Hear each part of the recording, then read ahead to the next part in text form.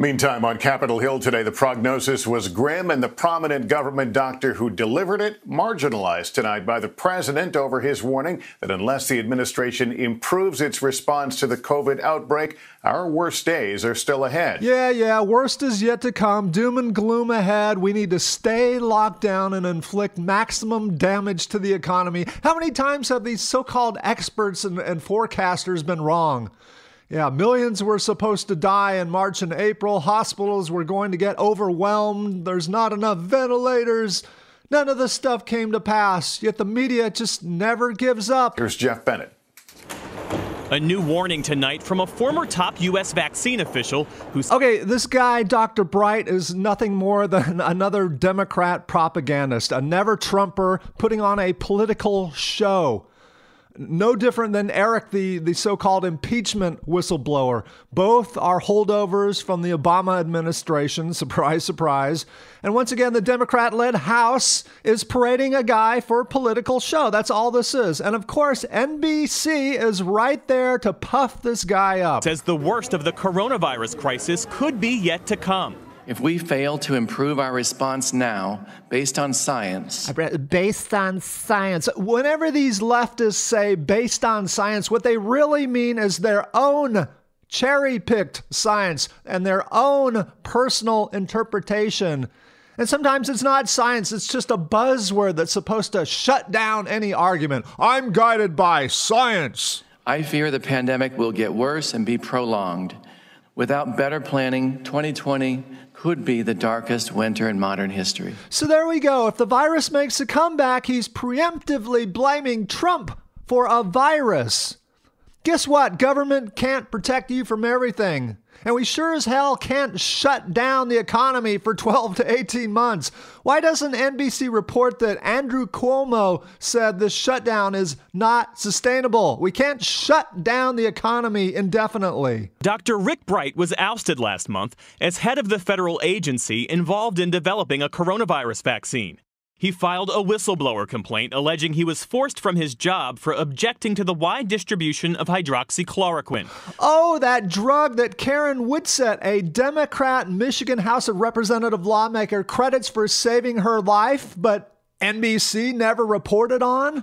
Or the man from Florida or the woman from Texas who credit the drug saving their lives, but NBC never reports on these positive stories that put Trump in a positive light. A drug promoted by President Trump as a remedy for coronavirus. By the way, Andrew Cuomo approved hydroxychloroquine for trials. Why doesn't the media harp on him?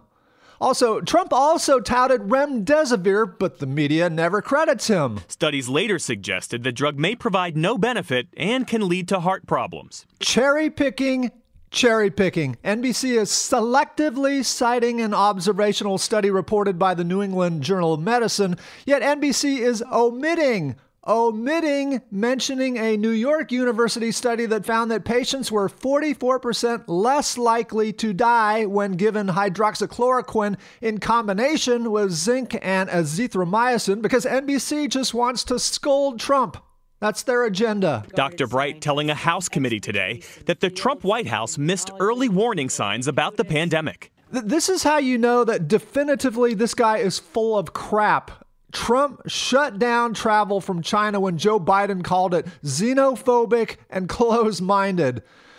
Nancy Pelosi, Bill de Blasio, even Anthony Fauci were discounting the threat of the virus, some a month later.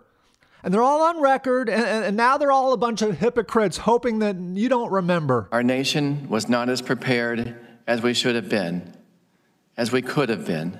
Yeah, nobody was expecting this, including Obama. Why didn't you blow your whistle at Obama, you partisan hack? I believe Americans need to be told the truth. You're a political activist and a Monday morning quarterback. I believe that the best scientific guidance and advice was not being conveyed to the American public. And that the administration ignored repeated red flags in late January. Late January. Again, this is back when everybody, Democrats, Republicans, Wall Street, the media, nobody thought coronavirus was going to be a big threat. From the nation's largest manufacturer of medical masks. I'll never forget the emails I received indicating that our N95 respirator supply was completely decimated. And if we're going to be Monday morning quarterbacks here, who skipped buying respirators in favor of a solar factory?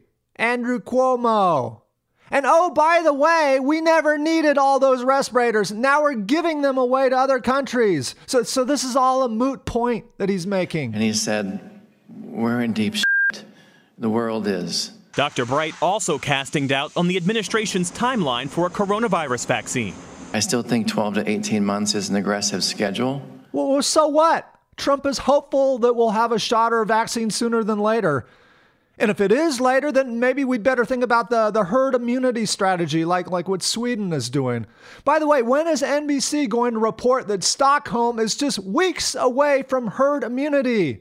When is NBC going to report that the World Health Organization is now praising Sweden's approach? And I think it's going to take longer than that to do so.